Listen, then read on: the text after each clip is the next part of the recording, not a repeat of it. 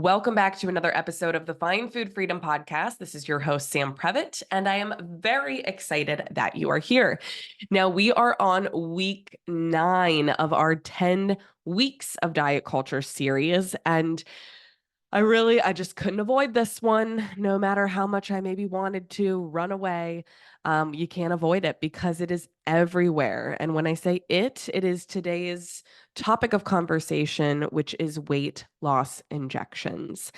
Now, Christmas is only a few short days away, and that means January 1st is only a few short days away. And that means that we're going to be seeing even more and more and more ads and media around this as the new year, new you bullshit kind of gets loud and in our faces. So I really, really wanted you to have an episode that you can turn to reflect on some of this. And some of you might be surprised on what I'm going to say today because I think a lot of times people expect a very black and white in your face kind of answer. But today we're going to get really neutral and we're going to get really curious and we're going to be open-minded together, and that's all I can ask for you. So, let's talk about what this series is. Over the past 9 weeks, we've gone over different diets, different myths, different fads, and things that are considered diet culture that we here at Find Food Freedom do not support. And we break it down and we talk about why. And so I want to be very explicitly clear in this episode that we do not support any diet. Now, when I say diet, I'm using more of the term fad diet here because a diet is just what we eat and drink, right?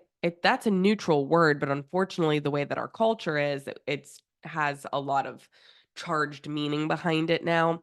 But when I'm saying we're anti-diet or more anti-fad diet, we are anti anything that promotes intentional weight loss and is equating health to the size of your body.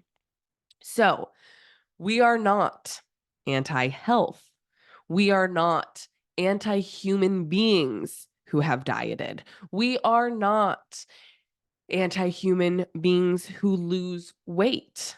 Okay? And that might be confusing because you're like, "What?" Don't worry, we'll get into it. But we are anti-diet. And when I say anti-diet, we are anti the $72 billion industry. And that doesn't even like include the industry of the weight loss injections, which we're gonna get into. Now, when we talk about weight loss injections today, I feel like I need to give like 75 disclaimers.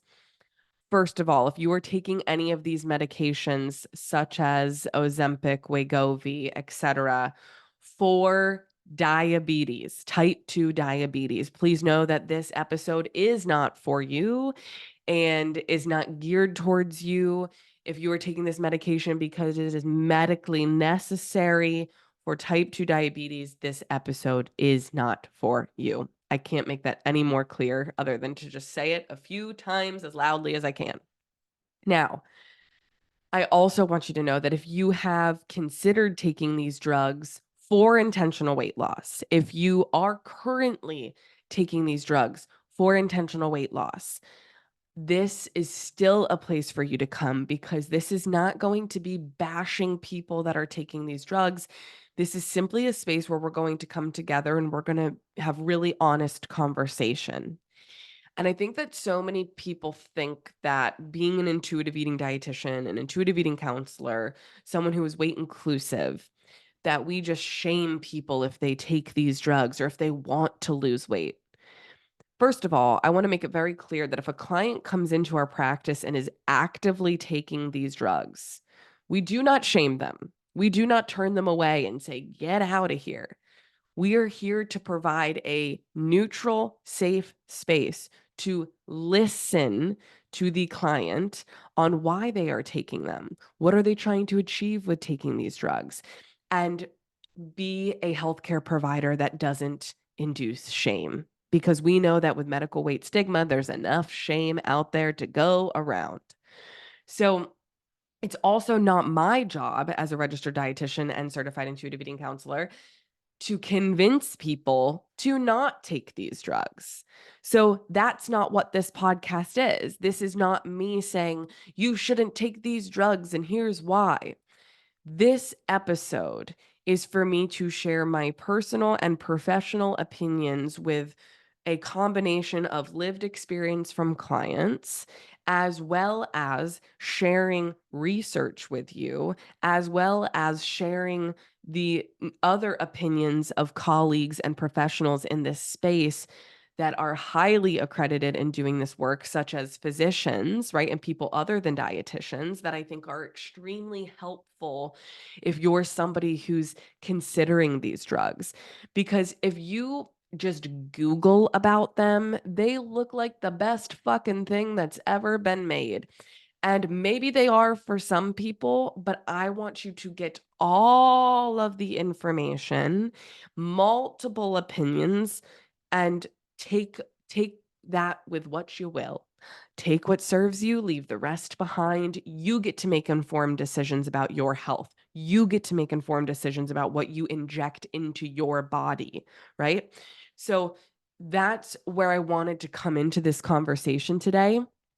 And it's such a perfect time to enter this conversation for a couple reasons. So one is that I want to say it wasn't even 2 weeks ago at this point, we did a master class with Dr. Asher Larmy. And Dr. Asher is an amazing fat doctor. They are a physician. They have years of experience, not only obviously being a physician, but sharing their own story of overcoming weight stigma and moving away from diet culture and weight centric care and now moving into this weight inclusive space. And so with Dr. Asher, excuse me, we did a master class where we picked Asher's brain and we asked them the hard questions about these weight loss medications. And Asher is one of the most brilliant people ever because they can recite research honestly better than anyone I've ever met. Like when we're asking them questions, they just I feel like they have a filing cabinet in their brain. So I want to touch on some of these questions. I'm not going to go through all of these with you because we already have this resource and I'm going to link it in the show notes for you and also tell you where you can get it right now. But this is what the masterclass covers. So I'm not going to cover this part of the weight loss medication talk today because we already have that pre-recorded for you. So with Dr. Asher, we talked about what are the drugs and how do they work? Like plain and simple, breaking it down for us. Are these drugs helpful for people with diabetes? Short answer, absolutely yes. And Dr. Asher talks about some other medications that are recommended for people with type 2 diabetes. Are these drugs recommended for people with insulin resistance or PCOS? My short answer for you is no. And again, you can reference this class with Asher to learn more. What are the long term side effects of using these drugs for intentional weight loss? How do these injections compare to other weight loss drugs that are on the market? Right. So, more of like an oral medication. What does the research say about these drugs? Do we even have long term research on these drugs? And why are we seeing these drugs everywhere?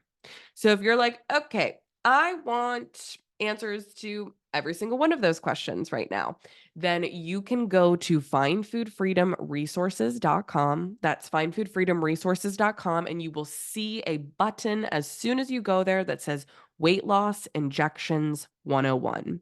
You can get access to that as soon as you click purchase. It's only a $10 masterclass. You get lifetime access to that recording with Dr. Asher. Now, the reason I share that with you is because I'm not going to spend the rest of our time going through all of that when we already have that for you. So, what I want to talk about today is why we here at Find Food Freedom do not support intentional weight loss and therefore do not support and promote these weight loss medications for people solely for intentional weight loss. So, again, we got to go back to our disclaimer. We are not talking about those who are taking these medications for type 2 diabetes. So, and then we're also going to go through some questions I want you to consider because, again, this is a neutral place today, right? This is a safe space. So if you're someone who's like, look, I'm here because I want to learn about these, I'm really, really considering taking them. There is no shame. I understand completely why people want to take these drugs. We live in a very fat phobic world, which we're going to go revisit here shortly. And so I want you to really think about some questions before you move forward with this, because once you start injecting yourself with these medications, you cannot undo side effects. So it's important to have all the information before moving forward. Okay.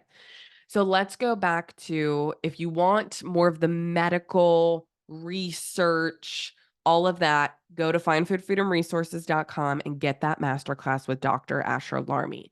Now, let's talk about intentional weight loss, right?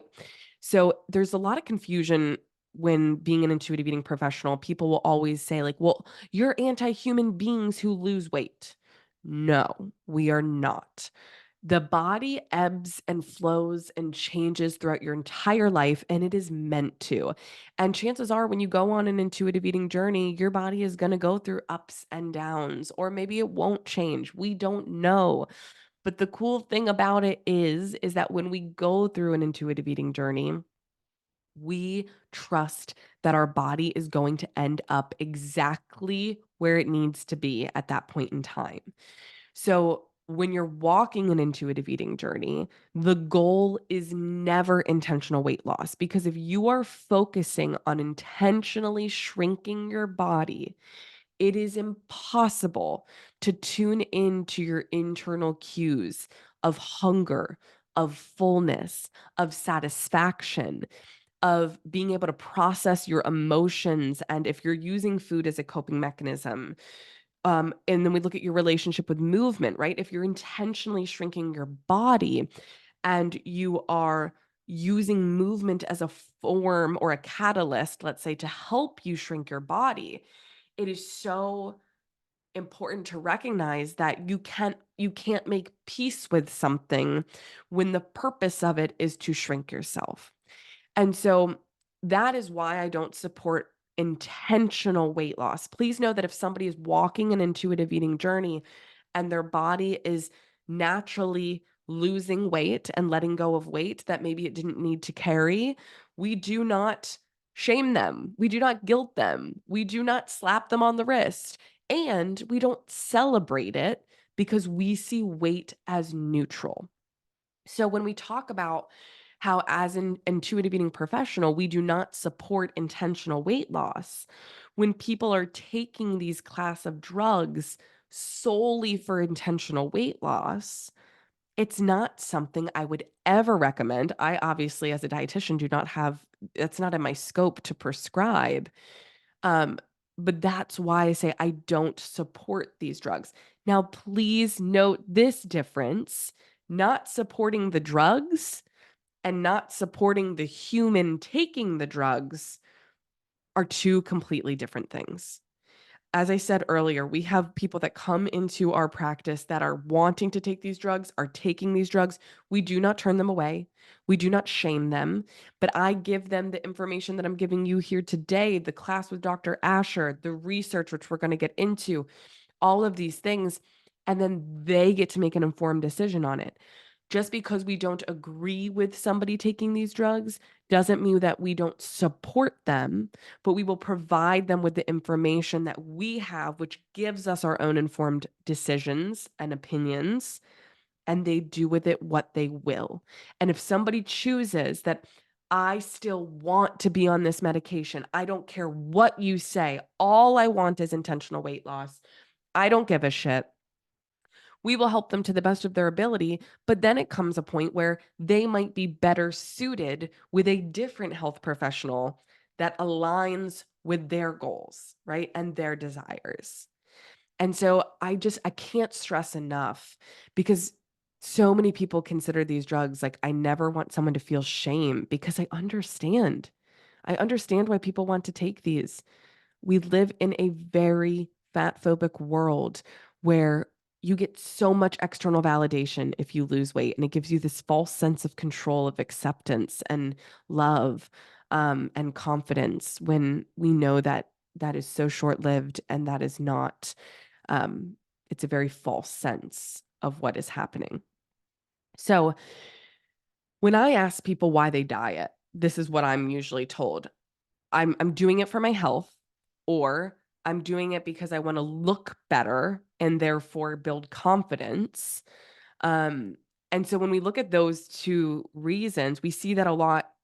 When I say diet, like why do people diet? A lot of times it's like completely synonymous with why people are wanting to take these drugs, right? People are thinking, oh, it's a medically prescribed drug. I want to take this for my health. My doctor told me to. To that, I say, listen to Christy Harrison's podcast. And again, you might be saying, why are you telling us to go to all these other places? Because these colleagues of mine are fucking amazing and have done all of this work already, cited the research, broke it down for you, talked about the side effects, the symptoms, the studies. So I want to give you that instead of just regurgitating their work. So I'm going to link that one in the show notes as well. But if you just truly Google Christy Harrison, weight loss drugs, her podcast episode will come up right away. It is called Food Psych, episode 316, The Truth About Those New Weight Loss Drugs. And Christy does an amazing job walking you through the research of when people are saying, I want to take these for my health. Is that actually what you're going to get? And I can very briefly say, as an intuitive eating counselor, there are so many things that impact your health, and so many of them are uncoupled from changing the size of your body. Let's run through them real quick. Variety of the foods you consume, hydration, movement that you enjoy, proper rest, stress management, sleep hygiene. All of those things I just named will impact your health in a positive way, uncoupled from intentionally shrinking your body. Remember, if your body changes through a process of intuitive eating, it doesn't mean you're doing it wrong. It doesn't mean that you need to be shamed or guilted. It's just not the focus of the work. So when people say I'm taking these drugs for my health, I'm like a little child asking why? Let's keep breaking that down, because remember, health does not equate to weight. Weight is a part of our genetics and biology that we have no control over. So sure, there is a range where our body will fluctuate based on some behaviors, but it is a very small range. And so it's so, so important to note that your health is not equal to what you weigh.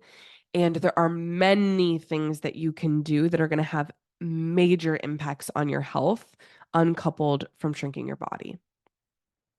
When I hear people saying that they want to diet, so if they want to do fad diets to lose weight to then build confidence or self-love, same thing. If we want to take these drugs and think I'm going to love myself, a smaller body does not equal happiness. A smaller body does not equal love.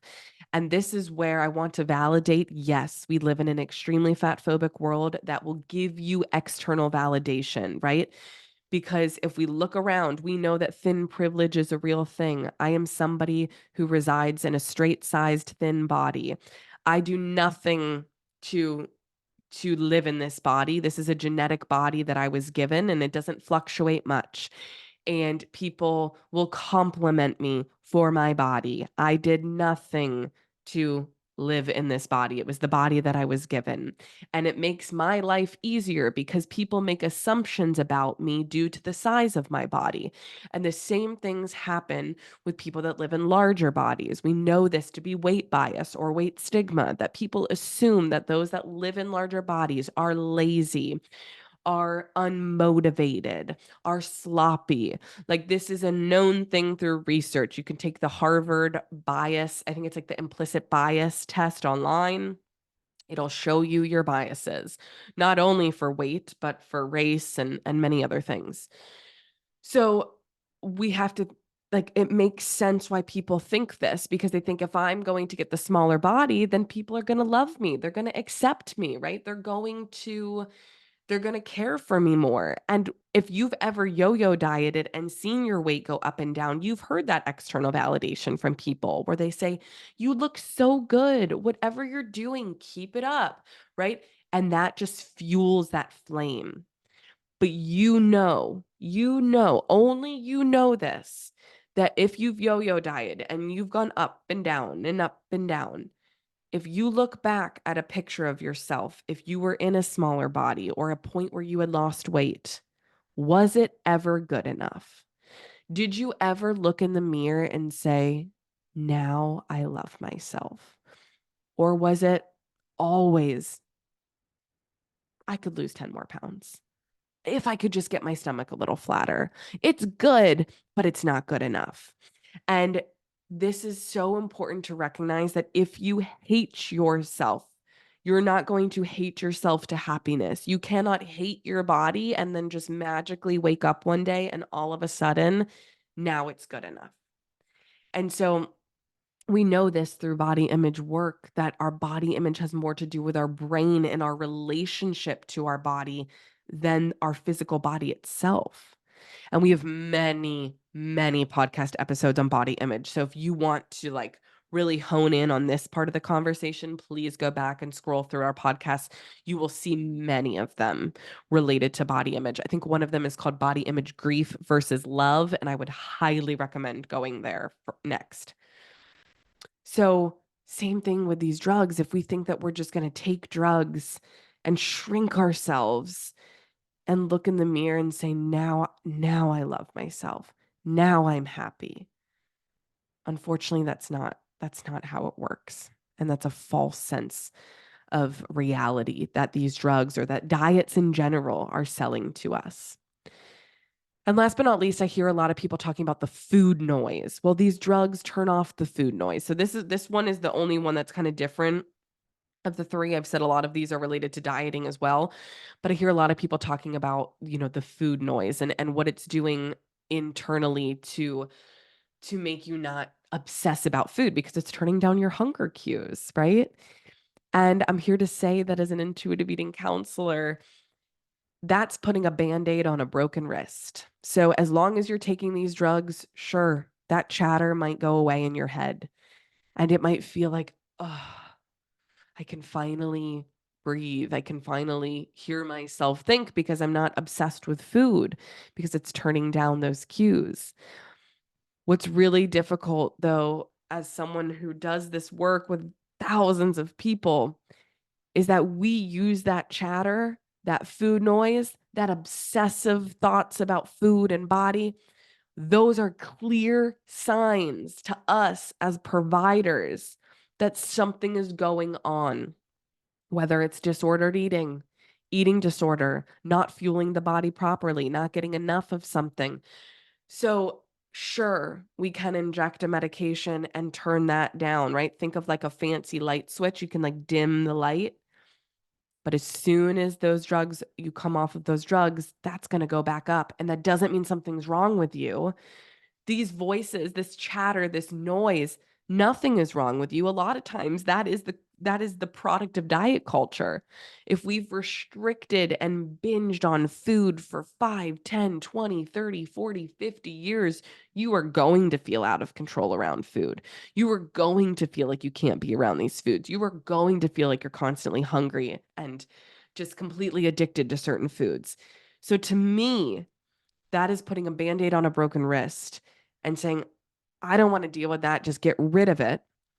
But when we stop taking the medications and it stops altering with things internally, those voices are going to come back. And I'm here to tell you, if they do come back, there is nothing wrong with you. There is nothing wrong with you. These are things that we walk through with clients. And that's a huge form of progress in an intuitive eating journey, is noticing the frequency of thoughts, how loud the thoughts are, how constant they are, starts to go away. Again, without medication, but learning why those voices are there, where they came from, what they're a product of, how to unwrite those belief systems and learn new belief systems. So this is so, such a nuanced conversation.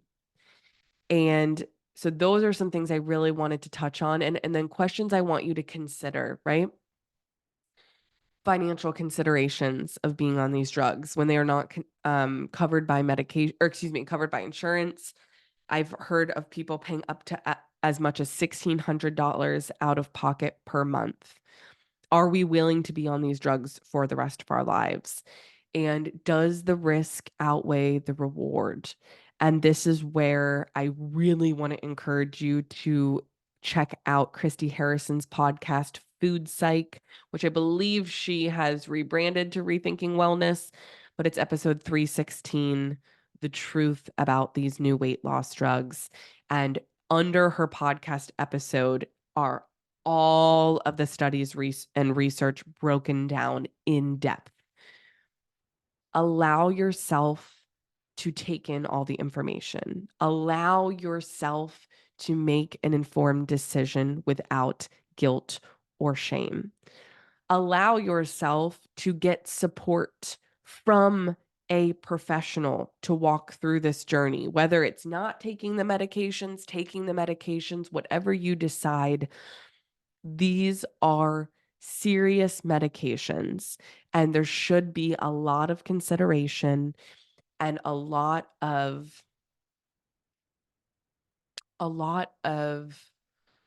curiosity brought into this conversation when you are making a decision such as this. So I want you to take a deep breath with me, in through the nose, out through the mouth, because that was a lot. That was a lot. And I want to thank you for being here today, because I know this is our 10 weeks of diet culture series. And I want to end on this. I've said it already multiple times in this episode. Just because here at Find Food Freedom, we are not in support of intentional weight loss or intentional weight loss drugs, does not mean that we don't support humans who desire intentional weight loss or are taking intentional weight loss drugs. It's a big difference. And I hope that you can, again, come into this conversation with curiosity. I hope this was helpful. The resources, like I said, are going to be linked in our show notes, and you can head over to findfoodfreedomresources.com. Again, that's findfoodfreedomresources.com to grab our masterclass with Dr. Asher Larmy. I really would encourage you to listen, especially if you are considering taking these drugs or have a loved one that you know taking these drugs. Very, very helpful. I know my entire team at Find Food Freedom, we were blown away by the class. And if you're listening to this and you're like, wow, these were some things that I really needed to hear, I want to encourage you also to go to findfoodfreedomresources.com to get support, whatever that looks like. Maybe it's the class, maybe it's a free training, maybe it's the membership or coaching or whatever you need. Just take what serves you and leave the rest behind. So I thank you so much for being here today with me. I really would love to also invite you to rate, review, subscribe to our podcast. If you leave a review on Apple Podcasts, please let us know if this was helpful, what you want to see more of, what you need more resources about. We have thousands upon thousands of resources, and sometimes it's so hard to sift through them because there's so many to give. So let us know what you want to see more of. Next week will be the final episode in our 10 weeks of diet culture series. And then we kick off a new series with the new year.